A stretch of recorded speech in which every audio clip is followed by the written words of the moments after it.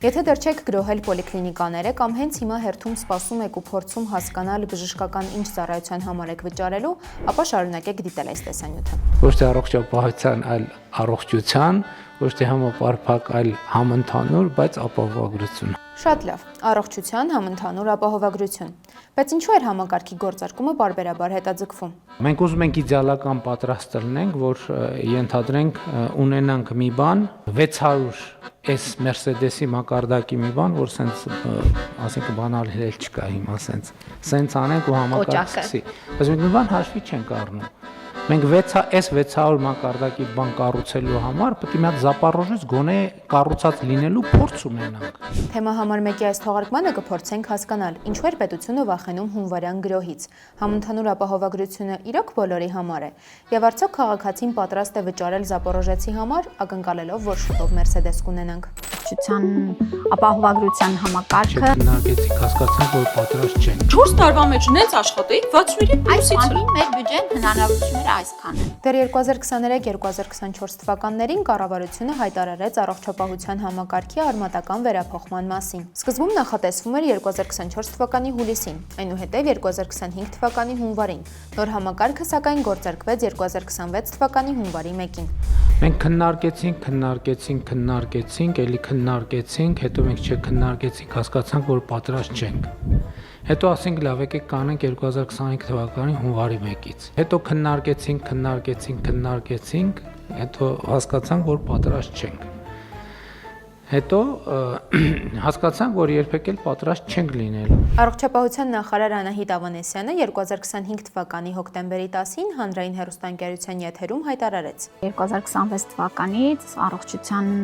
ապահովագրության համակարգը ներդրման իր մեկնարկը տալու է։ Սակայն պատրաստ լինելը դեռ պետք էր ապացուցել խորհրդարանում։ 2025-ի նոյեմբերի 28-ին ազգային ժողովի առողջապահության հարցերի մշտական հանձնաժողովի նիստում պատգամավորները փորձում էին հասկանալ, ինչպես է աշխատելու մի համակարգ, որի հաշվարկները դեռ 7 կողպեքի հետևում են։ Այնուամենայնիվ քաղաքական որոշումը կայացված էր։ Դեկտեմբերի 2-ին առողջության համընդհանուր ապահովագրության մասին օրենքն արժանացավ ԱԺ պատգամավորների մեծ մասի հավանությանը։ Արդեն դեկտեմբերի 25-ին կառավարության տարեվերջյան նիստում գործադիրը հաստատեց ենթաօրենսդրական ակտերի մի հսկա փաթեթ, որն արդեն սահմանում էր կոնկրետ թվեր, շեմեր եւ 1.6 միլիոն շահառուի ճակատագիր։ Նույն օրը կառավարության որոշումով ստեղծվեց առողջության համընդհանուր ապահովագրության հիմնադրամ։ Սա այն առանցքային կառույցն է, որը պետք է կառավարի ապահովագրական միջոցները, կնքի պայմանագրեր բժշկական հաստատությունների հետ եւ վերահսկի մատուցվող ծառայությունների որակը։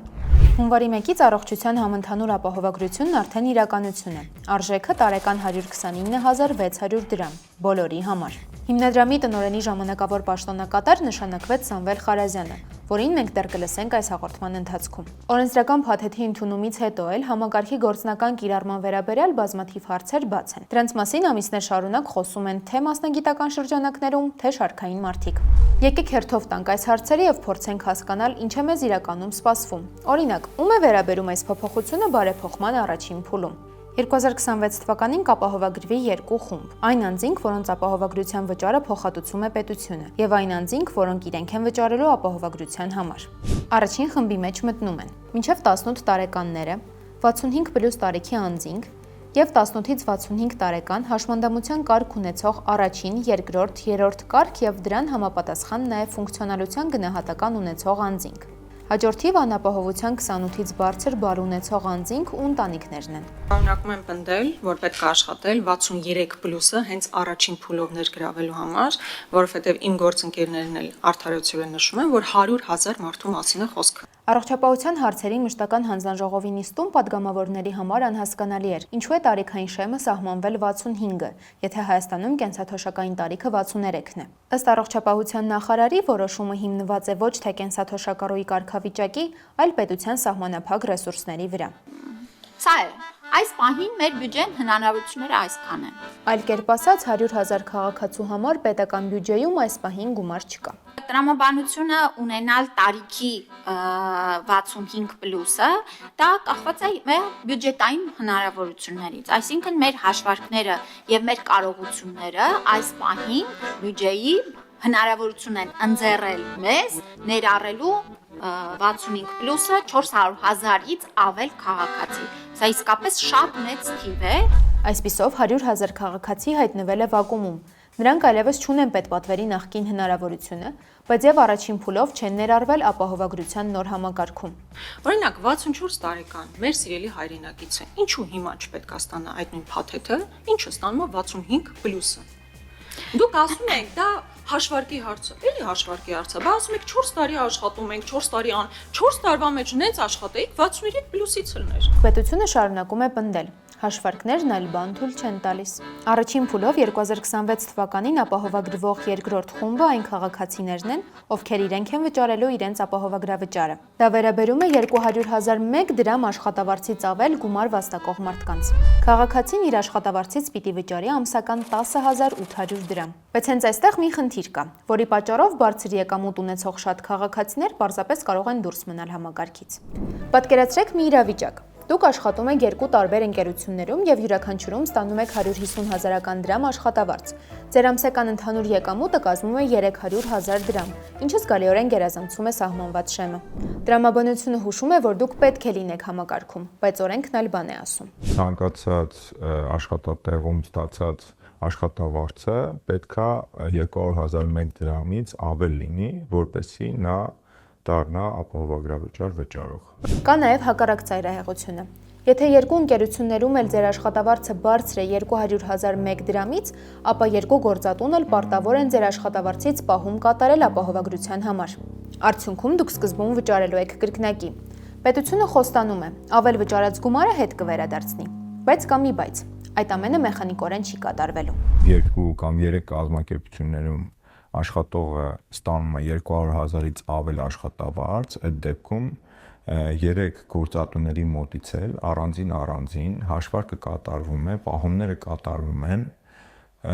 ու երբ որ գումարը փոխանցվում է եւ տեղեկությունը հաղորդվում է արդեն հիմնադրամի կողմից նորից նույն մեխանիզմով, այսինքն քաղաքացու էլեկտրոնային դիմումի հիման վրա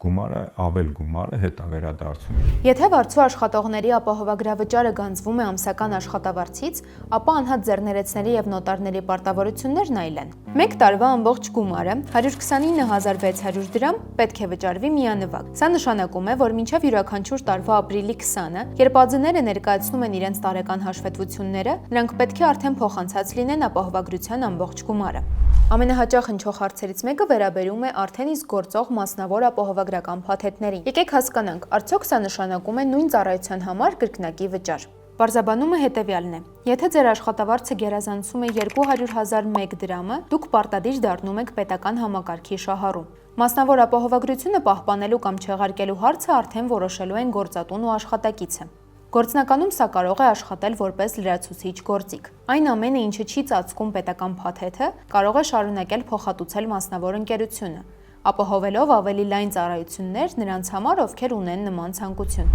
Իսկ ինչ է սպասվում սոցփաթեթի շահառուներին։ Այսուհետ սոցփաթեթի շահառուները հնարավորություն կունենան իրենց հատկացվող ամսական 6,000 դրամը ուղղել հենց առողջության համընդհանուր ապահովագրությանը։ Քաղաքացին ընդամենը 1 դիմումով կարող է իր անձնական հաշվին փոխանցվող այդ գումարը, ինչպես նաև արդեն իսկ կուտակված միջոցները ուղղել ապահովագրական վճարների մարմանը։ Մենք որպես ուղղություն նախատեսել ենք, որ սոցիալական փաթեթի շահառուն կարող է իր